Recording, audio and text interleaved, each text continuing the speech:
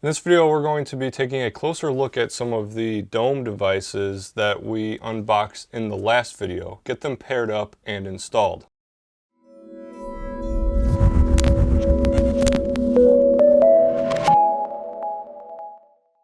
Hey, what's up guys? It's Drew from Taylor Tech, and on this channel we do smart home tech reviews, installations, and DIY guides. So if you're new here, consider subscribing. And hey, at any time, check out the video description down below for show notes and product links for anything mentioned in this video. First off, a disclaimer.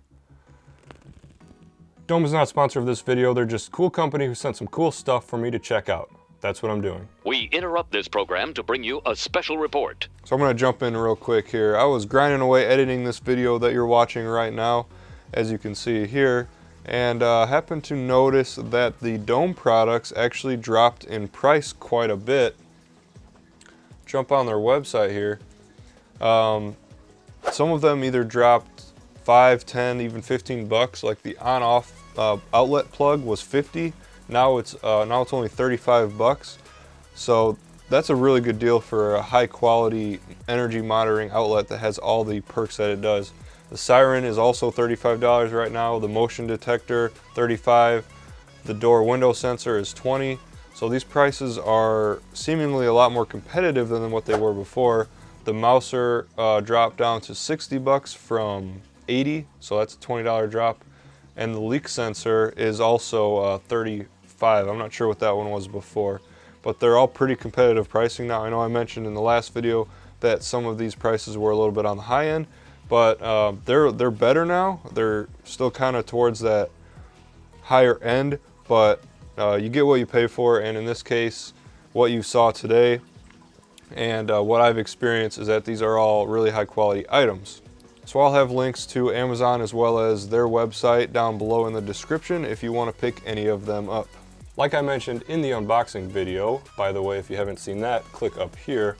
These devices work off the Z-Wave Plus protocol with HomeSeer, Vera, Wink, and SmartThing. They have a pretty solid page on their website that walks you through setting up each device with your specific hub. I'll have a link down below in the description where you can find that.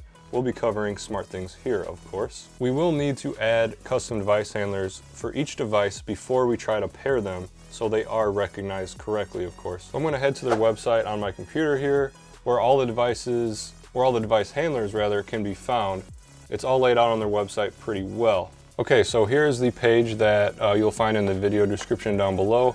It's just it's got a link to all of the device handlers. So I'm just gonna start straight from the top since I have one of each, all except the door window sensor Pro. I don't have that one, I just have the regular. So I'm gonna get these 1, 2, 3, 4, 5, 6, 7 installed.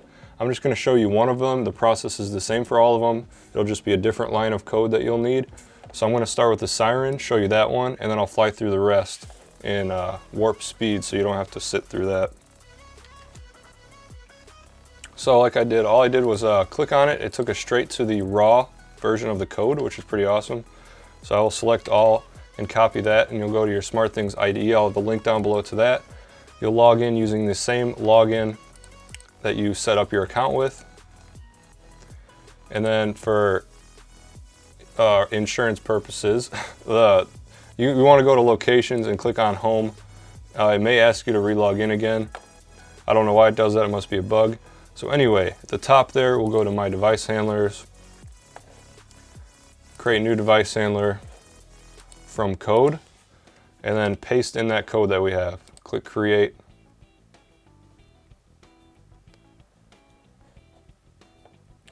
Created smart device. Okay, we will publish this for me. And I always like to do a save after that. So that's it. Now this device handler is in our SmartThings account. So when I do go to pair the Siren, it will pair with the correct device handler. Hopefully. Sometimes it doesn't, and we'll have to go in there and manually change the device handler over, but more than likely it will pair correctly. So like I said, I'm going to fly through the rest of these real quick.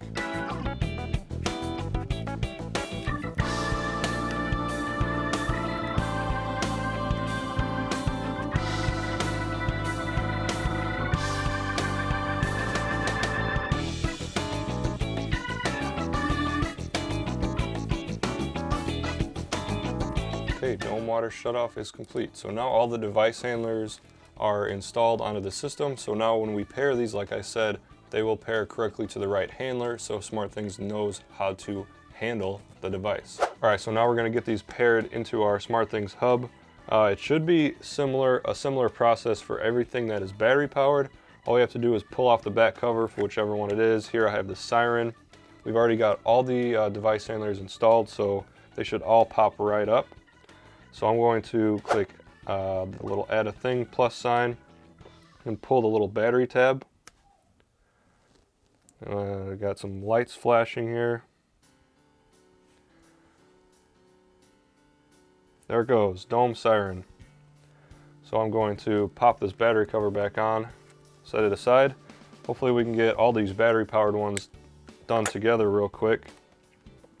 Same with the motion sensor, just pull a little battery tab.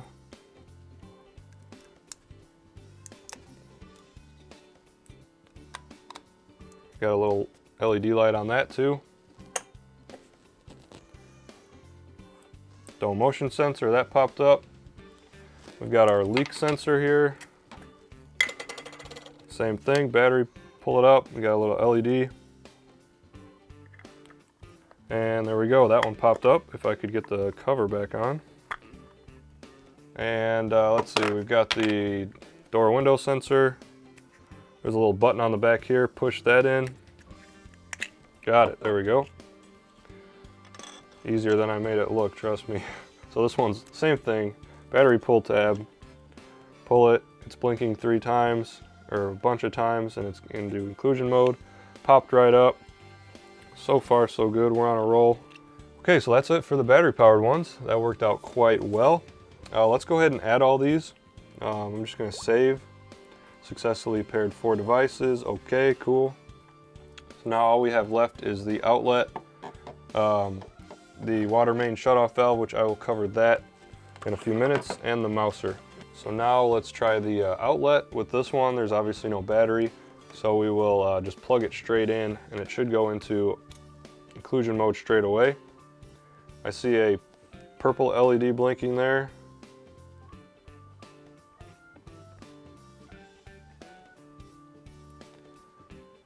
Looks like it's not working yet. Let's try to triple tap it 3 times.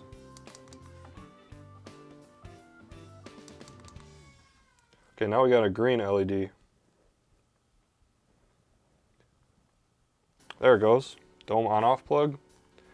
And next let's do the mouser. This one I believe requires AA batteries. Just slides off of there like so. Yep. Alright, after on my hands and knees I finally found the 4th battery that I dropped. So let's pop these batteries in.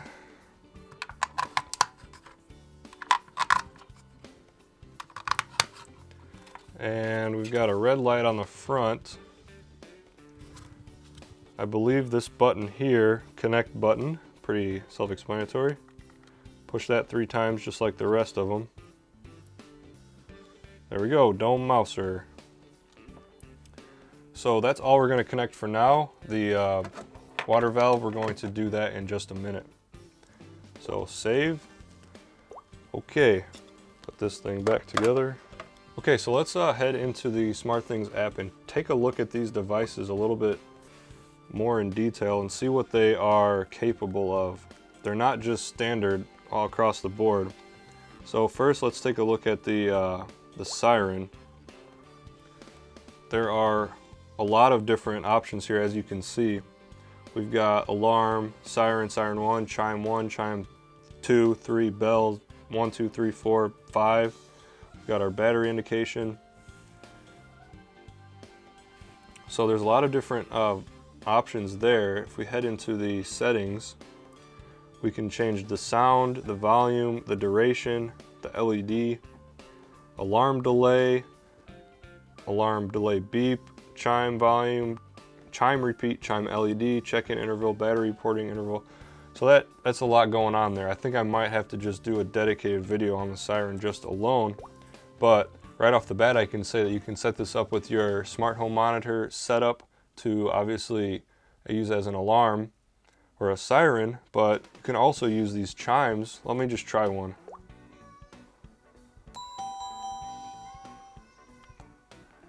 Chime 2, chime 3. So that's pretty cool. You could have that set up with your doorbell if you have a Ring doorbell or something like that, or like chime 3 here. You can have that set up with a door when a door opens and closes, and you can change the different volumes like that as well. So like I said, I'll probably have to do a dedicated video on that. But anyways, definitely really responsive and pretty cool so far. Let's take a look at the contact sensor. So dome door sensor, there we go. So let's check its responsiveness.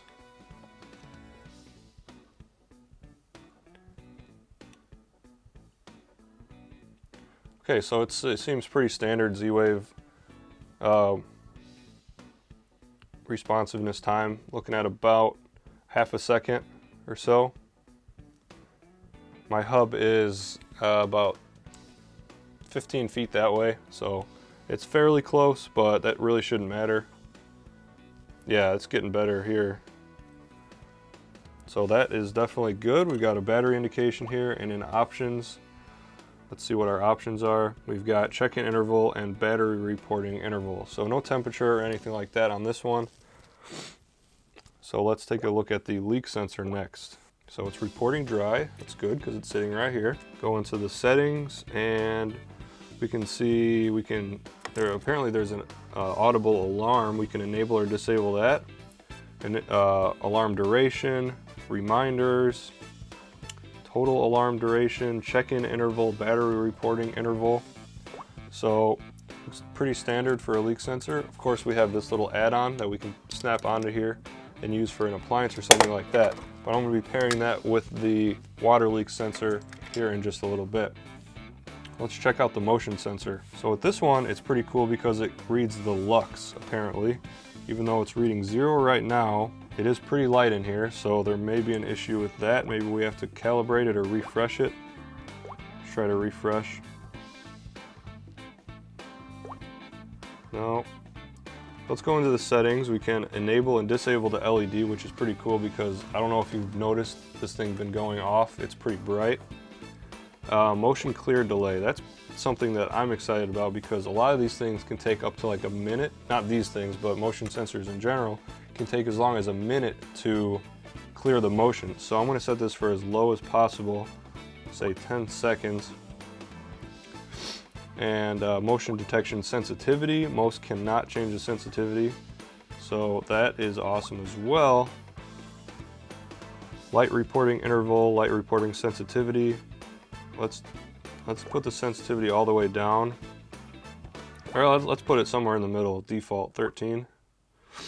Check-in interval, battery reporting interval. I'm gonna leave all that as is. So just in the last couple minutes, we see it changed motion quite a few times, but the lux is not working for some reason. I don't know if that's a bug or if it's just this device. Maybe we just need to give it some time. I'm not really sure about that. But anyway, let's move on to the outlet here.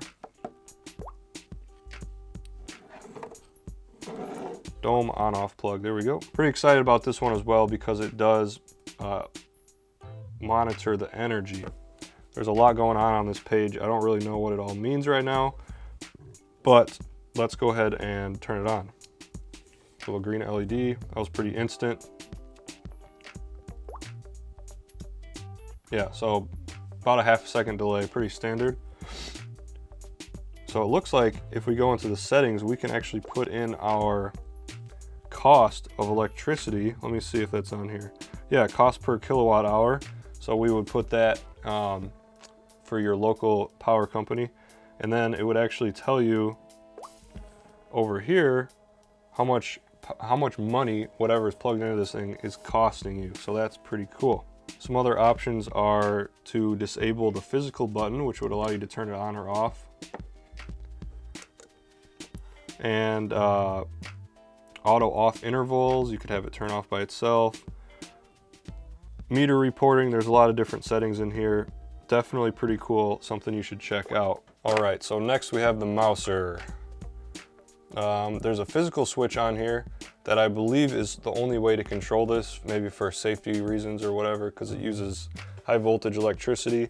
So when you flip the switch, it closes the contacts.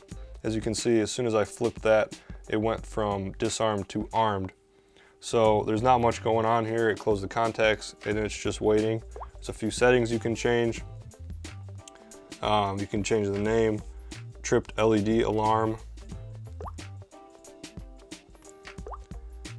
wake up interval, battery reporting interval. Like I said in the last video, it pretty much just sits there waiting. So it's gonna do its job. I knew the batteries were a little bit old that I put in there, so it's reading 93%, so that's cool. We disarm this, and there you go, reading disarmed. Very cool. So now let's go ahead and head to my water main and get this installed, and we'll put the leak sensor next to it and test it out. All right, so I'm under the stairs here. This is where my water main is. It's right up there, if you can see that. I have the dome water shutoff here that we're gonna install. I have power right over there, so we can use that. We are really close to my SmartThings hub. Can you see it up there? There it is. So signal should not be an issue. We also have the water leak sensor. I'm going to test that out right now. And we have the mouser. I figure this would be a good place to test that out. So I'll just put it right here. That looks like a good spot. And it's on. Okay, cool. So anyway, I'll set this camera up and let's get this valve installed. Okay, so the valve, I'll just slide right on top of the valve there. Hose clamps will go around here. Looks pretty straightforward. Inside the box we had the hose clamps. All right, so let's throw this on here. Grab one of the clamps. Other clamp. And tighten that down, and I'll make some minor adjustments after that.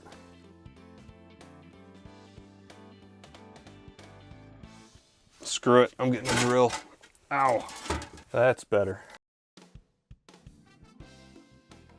All right, we got it tightened up almost all the way. Like I said, we want to make sure that these bolts are lined up. The bolt for the motor is lined up with the bolt on the valve, so there's no extra tension going on. All right, so it's on there pretty good. Let's go ahead and get it paired up. All right, so I've got my phone here. I'm gonna head into the SmartThings app and go to add a thing. And while that's doing that, I will plug this in to our outlet over here. Okay, Smart Hub is in pairing mode. And it's plugged in. And it just tried moving. I don't know if you saw that. The valve looked like it just tried closing all the way. But let's try to add this thing again by pressing on the power button 3 times. All right, it did show up this time, dome water shut off. Okay, save that. So I'm going to set up an automation on the SmartThings app under Smart Home Monitor to automatically turn off the valve when it receives a leak alarm. So we will go into Smart Home Monitor and then Settings, Leaks, and then use every moisture sensor. And then at the bottom here, we'll send a push notification at the bottom here. We'll do close valves. So select valve, dome, water shut off, save, and successful. All right, here we go.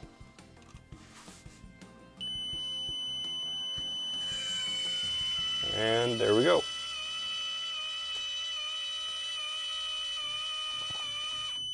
All right, that was pretty quick. Let's go ahead and reset this. See on my phone, we got a notification, water detected by dome leak sensor. So if I go into there in the Smart Home Monitor, it'll tell us water leak detected. So we'll need to clear that alert. Yes, I would like to dismiss this. This was a false alarm, yes. Okay, so it has reset, everything is okay now. Let's go ahead and try this extender here. So this little triangle part pops onto here in line with the contacts. And then this little extension is what would slide underneath an appliance or something like that. So let's try it again. I'm just gonna plop this right into the water.